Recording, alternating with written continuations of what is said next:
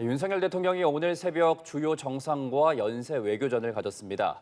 특히 한미일 정상회의에서는 북한 파병을 강력 규탄하는 공동 성명을 채택했고 한미일 3국 협력 사무국을 출범하기로 했는데요. 네, 다가오는 트럼프 시대, 우리 외교에 어떤 의미를 가지는지 이야기해 보도록 하겠습니다. 봉영식 연세대 개건 교수 나와 계십니다. 안녕하십니까? 네, 안녕하십니까. 네, 안녕하십니까.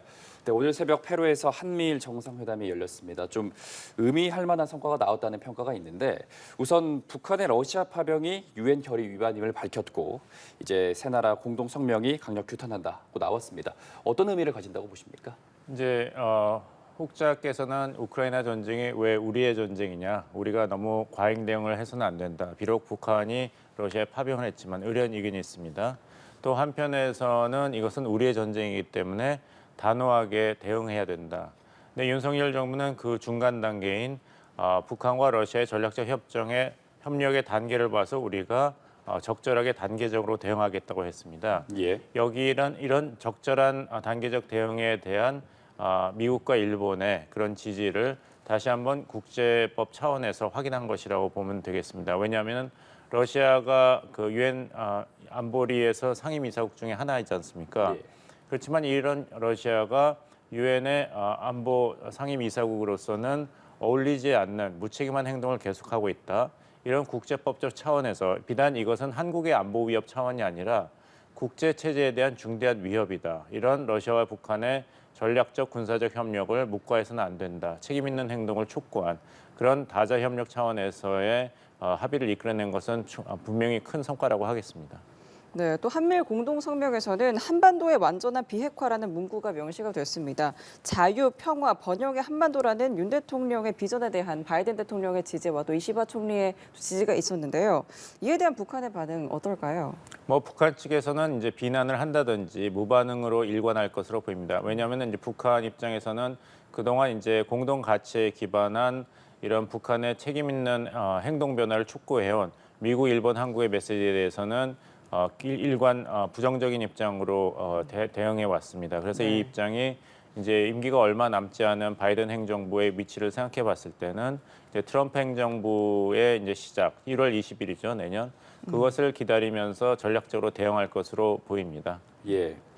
또 한편 한미일 3국 협력 사무국도 출범하기로 했습니다. 윤 대통령이 이제 3국 협력이 안보를 넘어서 경제와 기술, 미래까지 아우르는 그런 포괄적이고 제도적인 협력으로 발전했다라고 발언했는데 앞으로 이 한미일 협력 사무국 어떤 역할을 담당할 것으로 보십니까? 그런 우려가 지금 나오고 있죠. 결국에는 이제 트럼프 2기가 출범하기 때문에 내년부터 시작하는 이제 트럼프 임기 2년, 4년 동안은 아무래도 이제 바이든 행정부가 지난 4년 동안에 추구했던 가치에 기반한 다자적 안보 협력 구도가 미국의 일방주의 체제로 대치될 것이라는 우려가 있습니다. 이런 우려에 대해서 이제 한미일 3자 정상이 그동안 이루어낸 이제 3자 협력의 결실을 트럼프 행정부 출범 이후에도 유지하고 싶다는 그런 희망이 반영된 그런 조치라고 하겠습니다. 예. 즉 실무적 차원에서는 계속 그 3자 협력의 불씨를 끄지 않겠다 이런 조치로 보이는데 사실 그 우려가 그 근거에 기반한 우려이기 때문에 과연 얼마나 이제 3자 협력이 지난 4년만큼 계속해서 긍정적인 방향으로 유지될 것인가는 좀 두고 봐야 될 것 같습니다. 예. 왜냐하면은 미국이 지향하는 한반도에서의 그런 북한 핵 위협 해결 방안과 한국 또 일본이 수긍할 수 있는 정도의 그런 해결 방식이 다를 수가 있거든요. 예. 지금 워싱턴 정가에서는 북한을 사실상의 핵 무장 국가, 무력 국가로 인정을 하고 핵 동결을 추진하는 것이 북한 비핵화를 궁극적인 목표로 추구하는 것보다는 더 현실적으로 실현 가능한 방안이다. 즉 트럼프 대통령이 생각하고 있는 북핵 위기의 해결과 우리가 수긍할 수 있는 북핵 위기의 해결이 다를 수가 있습니다. 여기서 과연 우리가 미국을 설득하고 우리가 생각하는 그런 안보 위기를 실현할 수 있는가에 대해서는 여러 가지 도전이 있는 것이 사실이기 때문에 일단은 지난 4년간에 구축해온 북한의 핵, 미사일 고도화에 대응할 수 있는 실질적인 한미일 간의 정보 공유라든지 이런 미사일 방어 체제 운영 같은 실질적인 체제는 계속 확장, 강화하겠다는 그런 의지가 반영된 것으로 보입니다. 예. 네, 그렇다면 바이든의 취지와 다르게 또 이러한 기조가 내년 트럼프 행정부에서 계속 이어질지는 미지수 아닙니까? 미지수기 때문에 이렇게 생각하세요? 실무 차원에서 협력 기제를 일단은 확보하는 것이 이번 한미일 정상이 합의한 내용입니다. 사실 뭐 바이든 대통령의 임기가 얼마 남지 않았고 한일 정상들은 지금 국내 정치상에서 이런 그 단단한 지지 기반이 없는 상태입니다. 그렇기 네. 때문에 새로운 정권이 미국에서 출범을 하게 된다면 과연 얼마나 그 후폭풍을 견뎌낼 수 있을까 여기에 대한 우려가 있는 것이 사실이기 때문에 일단은 이제까지 구축해온 실질적인 대북 미사일 핵 폭탄 위협에 대해서 대응할 수 있는 조치는 유지하자 이런 뭐랄까요 최소 공약수에 집중하는 그런 확장보다도 유지에 집중한 그런 조치였다고 생각합니다. 예. 한편 한미일 정상회의 말고 한중 정상회담도 가졌습니다. 시진핑 중국 국가주석과 양자 회담을 가졌는데 우선 눈길이 가는 게 한중이 자유무역체제 수호 또 공급망 안정을 위해 협력하자는 내용이었습니다. 어떻게 해석을 할 수 있을까요? 참 이제 공교롭고 좀 뜻밖이죠. 중국에서 자유무역 체제 수호 그리고 우리 윤석열 대통령께서 다자주의를 언급한 것은 좀 놀라운 일이라고 할 수 있겠습니다. 왜냐하면 다자주의는 그 중국을 견제하는 방법에서 바이든 행정부가 내세웠던 그런 그 사상 아니겠습니까? 예. 그런데 오히려 중국 시진핑 주석이 자유무역 체제라든지 다자주의 그래서 한국 정상과 이야기했다는 것은 그만큼 우리가 알고 있었던 2차 세계대전 이후의 전후 세계 질서가 급변하고 있다, 근본적인 도전이 있다 이렇게 볼 수 있겠죠. 예. 중국이 이야기하는 이제 다자주의라든지 자유무역 체제 수호는 사실 왜 미국이 이렇게 일방주의적으로 중국을 때리는가? 자유무역주의 기조로 본다면 이렇게 중국에 대해서 관세 폭탄을 트럼프 일기 때 때린다든지 아니면 바이든 행정부 때 기술 통제, 수출 통제를 하는 것은 미국이 지향해온 자유무역주의 에 반대하는 기조 아닌가 이런 식으로 미국에 대한 담론을 세운 적이 있습니다. 예. 그리고 다자주의를 옹호한 중국의 입장도 미국의 독주 때문에 오히려 세계 안보가 위협을 받는다. 미국이 타국의 입장을 적절히 반영하는 다자주의적인 국제체제 운영을 해야 된다. 이런 담론을 정당화하는 근거로 한 그 개념입니다. 예. 근데 이번에 윤석열 대통령께서 자유무역주의와 이제 다자주의를 먼저 이제 모두 발언에서 언급한 것은 그만큼 한국도 유연하게 중국의 입장을 생각하겠다. 중국과 한번 다시 지난 2년 동안은 굉장히 어려운 점이 많았지만 그래도 큰 위기는 겪지 않았기 때문에 이런 긍정적인 모멘텀을 양국이 상호 존중 그리고 호혜를 추구하는 현실주의적인 입장에서 추구해보자 이런 메시지를 던진 것이고 거기에 대해서도 시진핑 주석도 같은 방식으로 화답을 했죠. 그래서 지난 2년 동안에 국제 및 지역 정세가 많이 변했고 중앙관계가 전반적으로 발전의 모멘텀을 유지했다고 시진핑 주석이 이야기했습니다. 그 말은 어려움이 있었지만 긍정적인 면은 계속 유지했으니까 그것을 확대해 나가자. 트럼프 행정부 출범에 맞서서.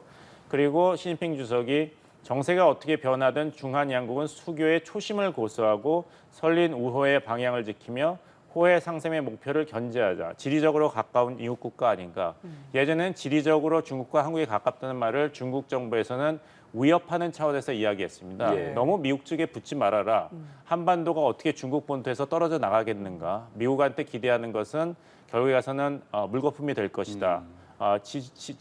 지정학을 벗어날 수는 없다고 얘기했는데 이번에 시진핑 주석은 같은 내용을 긍정적인 측면에서 얘기한 거죠. 지리적으로 가깝다고.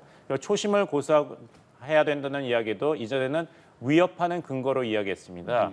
한중 관계가 1992년 이후로 상호 존중하고 호혜를 추구해서 잘 지내왔는데 이 초심을 잃고 너무 미국 일본도로 나가면은 한국만 손해를 본다. 초심을 견제라고 위협하는 발언을 많이 했는데요. 이번엔 그것을 시진핑 주석이 오히려 긍정적인 발언의 그런 근거로 삼았다는 것이 흥미롭습니다. 예. 네, 이런 가운데 시진핑 주석이 북한 파병이나 도발 문제에 대해서는 직접 언급을 삼갔습니다. 지역 평화와 안정에 더 많은 기여를 해야 한다라고 말했는데요. 일각에서 제기되는 북러 밀착에 대한 중국의 불만, 이 설에 대해서는 좀 어떻게 생각하시나요? 불만이 분명히 있겠죠. 중국 입장에서도. 그래서 주목하는 것은 이번에 새로 부임하는 주한 중국 대사가 한국 정부에서는 환영할 만한 높은 그런 지위의 이런 유엔 부대사가 이제 부임하게 됩니다. 네. 이전에 싱하오밍 대사가 중국의 입장을 변호하는 발언으로 사실 한국에서 그 반중 여론이라든지 이것을 제대로 대처하지 못하게 됐다는 그런 지적이 중국 정부 내부에서 분명히 있을 것입니다. 예. 지금은 이제 한국이 중국과 미국 사회에서 어떤 뚜렷한 전략적인 입장을 선택하지 않은 상태이기 때문에 중국 입장에서는 그래도 일본에 비해서 그리고 미국이라는 패권 경제 당사국에 비해서는 한국에 대해서 태도, 입장 변화에 희망을 걸 수 있는 것이죠. 그런 것이 이번에 시진핑 주석이 아이펙 정상회담에서 윤석열 대통령과 이런 양자 정상회담을 갖기로 합의한 것, 그리고 시진핑 주석의 발언이 굉장히 유화적으로 바뀐 점을 이제 반영한다고 보입니다. 예. 예를 들어서 지난번에 그 싱하오민 대사가 2022년 8월에 우리 그 일간지와 인터뷰했을 때는 굉장히 그 신랄한 비판의 발언을 했습니다. 예. 당시 이제 칩4 반도체 동맹이 출범하고 거기에 한국이 참여하느냐 마느냐에 대해서 중국이 이제 신경을 곤두섰을 때입니다. 그때 자유무역주의 얘기를 그 싱 대사가 했어요. 뭐냐면은 한국, 일본 그리고 대만, 미국이 칩4를 하는 것은 이 개방된 자유무역 체제에 반하는 이건 보호무역이다. 이래서는 안 된다. 만약에 칩4를 할 거면 반도체를 생산하고 소비하는 대국인 중국도 참여하는 칩5를 해야 된다. 왜 칩4를 하느냐. 이것은 자유무역에 반하는 행동이고 예. 그래서 중국을 배제한 자금 그룹을 만드는 것에 중국은 동의할 수 없고 해당 국가들은 신중하게 대처해야 된다. 그렇지 않으면 수교 당시 초심을 잃는 것이다. 시진핑 주석은 수교 당시를 긍정적으로 초심을 긍정적으로 얘기했지 않습니까? 네. 당시 싱하오민 대사는 수교 당시 초심을 얘기하면서 한국에 대해서 경고 발언을 했어요. 네. 이런 태도 변화를 잘 읽으시면 얼마나 트럼프 행정부 2기 출범을 앞두고 중국이 노심초사하고 있는가. 중국이 주 타겟이 될 게 명확하니까요. 예. 그런 입장에서는 한국과 척을 세우는 게 아니라 한국도 지금 트럼프의 일방주의에 굉장한 그 우려를 표명하고 있으니까 한국 끌어들기에 지금 시진핑 선수가 이제 행동을 취하고 있는 현상이라고 보입니다. 예, 알겠습니다. 오늘 말씀은 여기까지 듣겠습니다. 지금까지 보경식 연세대 개건 교수와 이야기 나눠봤습니다. 오늘 말씀 고맙습니다. 고맙습니다.